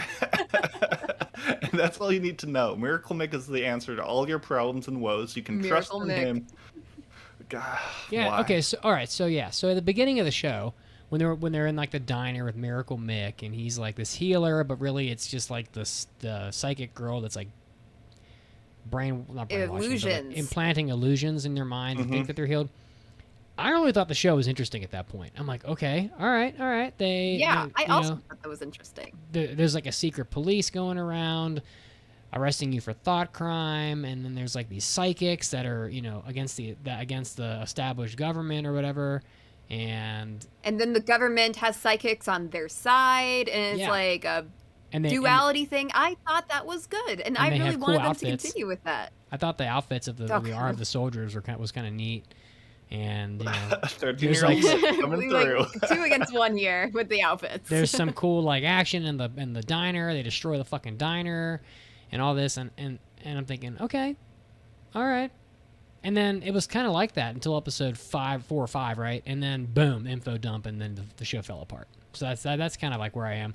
So I really think up until like episode 5, I probably would have given this show like a solid 3. But then I really feel like maybe even like a 3.5. But then like after that, it just fucking collapses on itself, and it never really recovers. But it's certainly not as bad as people said it was. And if people are just like in love with like the science fiction, like parallel world powered shit, like you probably like it, and even though it's not that well executed. I mean, that's kind of how I feel. I don't think many people said it was bad. I just don't think many people watched this show. I think people just saw the CG, saw the name, and just kind of like passed it over. Like, I just don't think it got a lot of traction. So yeah, definitely, if like Mitch said, if you are into the sci-fi world and want more of it, like, this isn't the worst option out there. It's kind of fun. I will say it should be thankful that I was traveling home for Thanksgiving, and I was stuck on a plane and had it all downloaded to my phone and was forced to watch it. But besides that, yeah, it wasn't the worst time. Yeah, I guess that's not like, it has a 6.6 on my anime list. It's not like the worst thing. And there aren't that many people that have seen it, but you know, for all of its ups and downs, all of its flaws and its successes, I will say that I'm always looking forward to the next episode of Nighthead. That's always, Oh, Caroline. Is that an innuendo? Of course it was. Come on. Okay, so I did have to look into it because I had to wonder, why did they call it this? And at least with Nighthead Genesis in the synopsis for that, or like other anime, they say that like, well, the full potential of the human brain relies in the 70% that's not used, or something like that, and that is what is called Nighthead. Is that part of your brain that you don't use. It's like not lit And that's up why or they call it something. that. That's it's like kept in the dark. You don't even know it's there, I guess. I don't know. It is a weird name. But yeah, It is weird. Yeah, so is there any more that we want to talk about here, or should we get into our final scores? Honestly, I'm pretty set. Yeah, I don't really have I think a so, whole too. lot more to say. I mean, it's I do think, actually, yeah, one more thing. Back to the character design thing, I thought Naoya, like the little brother of the psychic brothers, I hated how he looked. Like the blue hair, the green eyes, the little ascot scarf that he has. Like, why are you wearing that? You look like you're 13. so I was And just you're gonna, wearing this. I was just gonna brush over this, but like honestly, for probably 75% of this show, I was 100% would have guaranteed you that was a girl. Really? It 100% looks like a girl, right down to the haircut. I don't know. It kind of just looks like a weird boy with a bowl haircut. Oh, It's okay. a fashionable bob. I don't know. No, it's not. It's weirdest so green bad. hair I don't ever. know what they Listen. do in the spiritual world, but it's not very fashionable. If you were like out of commission for 15 years and came back like that, like that's better than I look at most days, so I'll take it. I do forgive. Okay, whatever suits you. So I will say that the girl, the Kimie with the red and blue, or the red and black hair, her hair doesn't bother me. So people like Really? yes. This doesn't bother you? Because No. well, that's actual like highlights. This is so what bothers me is when there's a horizontal line at which point their hair begins to change color, and so like their hair changes mid strand. Her hair just has entire strands that are a different color, so that's a different thing. Oh, okay. You know what I mean? So That's just like typical highlights. But Yeah, still, I don't like her character design, and Naoya, I like both their character designs. I just was like, ugh. I hate it when they're ever on screen, kind of thing. well, yeah, her design was definitely pretty odd, but do you guys think did you guys think that this looked better or worse than like Ajin? Is this studio at Ajin levels, or are we still coming around? I thought can't this looked better remember than what- Ajin. Okay, wow, Shidogumi. I thought I was pretty on par with what I remember from Ajin. I liked Ajin, but it was a little. It did take you out a little bit. I think this one might have kept your I can't exactly explain it very well. It's not as boom CGI as Ajin was, I thought. Gotcha. But So that's also Ajin very is hard a to little bit older. Doesn't make though. any sense. So the same studio that did Ajin, Polygon Pictures, did Drifting Dragons, which I would say this is probably like comparable to. This just Okay. did a lot more with the CG. They had a lot more particle effects, a lot more action to flex on. There's still no orange, which is best of the best for CG with Land of the Lustrous and Beastars, but Shirogumi impressed me. They threw a lot of money at it, and I I agree. guess I was impressed by it. So Shirogumi, I should say. I doubt they got I'm their ready money to back. score it. Yeah, me too. Yeah, score. Do you guys want to go first? Or should I? I can go first. Yeah, go ahead, Mason. Not too much more to say. Watching this kind of gave me very similar vibes as the 2019 version of Boogie Pop and Others. It just had some ambitious ideas, but nothing really culminated, and it was kind of ultimately saved by the pretty decent production. So I'm going to give it 2 sets of brothers out of 5. I thought this anime was more enjoyable, again, like I said, when the premise was simply government control of people's beliefs, whatever, Fahrenheit 451, burn the books, Mal's Red Guard, whatever you want to call it. The CG looks good, and some of the action scenes are pretty interesting, and I thought the first 6 episodes were pretty good, but just based on the sheer simplicity of what was unfolding. But then after that, the show kind of falls apart, pseudo-babble science, it's... some of the audience is bound to get lost in that shit, and honestly, struggling to keep up with the subtitles and the concepts at the same time is a little too much for me, at least. I'm fast enough to read subtitles without having to rewind them, but to read them and then comprehend like all this like difficult to interpret shit is a little much. And like I said, I didn't think that the cast of characters was very good either. So not as bad as it could have been, but I would say not recommendable really. And I would definitely recommend something like Kokoku first, just from the sciencey aspect. I probably would even recommend Godzilla Singular Point first. I would give this 2 I don't know. What the fuck did they even do in this? 2 fucking Nightheads out of 5. 2 worlds out of 5. With this one, I am not sure if my positive feelings towards it is more due to the fact that I was expecting it to be worse than it is, or if I actually really enjoyed it. And I do think there are certain things I did enjoy with it. But I am going back and forth between like a 2 and a 2.5. But, I think there are certainly other better shows out there, and maybe I am just thinking like, oh, I'm glad I didn't embarrass myself as much as I thought. So, I will give it 2 ascots on a teenage weird-looking boy out of 5. What the hell's an ascot? It's like one of those scarf things you wear on your neck. It's kind of like It's a folded-up scarf. Yeah. And it's not the same as an ascot, but he did have like, why are you wearing a scarf around your neck, my guy? Wasn't that one of the quotes from Cowboy Bebop, where he's like, "Oh, you'll be wearing your asshole as an ascot"? I don't know. Anyway, so we all gave it the same score. I think so. Yeah, I guess. Has that ever happened in the history of? Yes, it has. Surely. This trio. It happened with Skate the Infinity. We actually all gave that a 2 as well. Actually, I think I enjoyed this more than Skate the Infinity, but just by a slim margin. How the fuck does that have a sequel coming out? I will not be. It was the love hugs, I think. God, this is the worst pile of shit. That is a big pile of shit. I'm just gonna throw that out now because I really don't want to watch Skate season 2. You guys pass what you want, but I really don't want to watch it. That's okay with me, as long as the listeners agree. I can't handle any more of that Phantom of the Opera dude acting like a psychopath. It's just too much. It was too much the first time. Oh boy, I can't. We did it. Contrary to that, I know one thing you can't have too much, and that's blueberry pie. Right, Caroline? Well, we should probably Are we really going to argue about this now?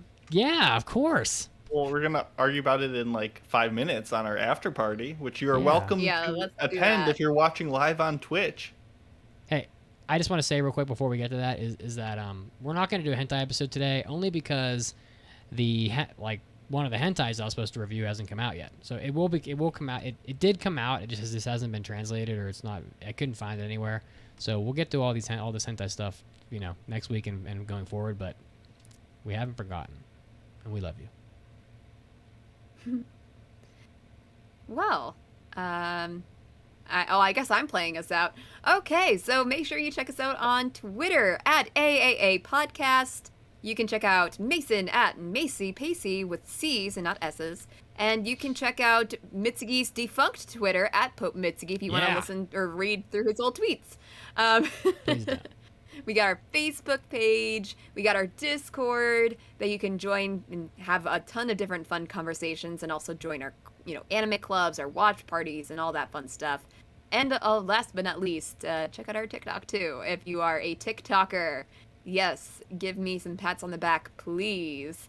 And of course, visit our website, AAApodcast.com, to send in our mailbags or even become a supporter of the podcast. And next week, what are we reviewing? Sunny Boy. Let's go. Hey. This is going to be a very interesting discussion.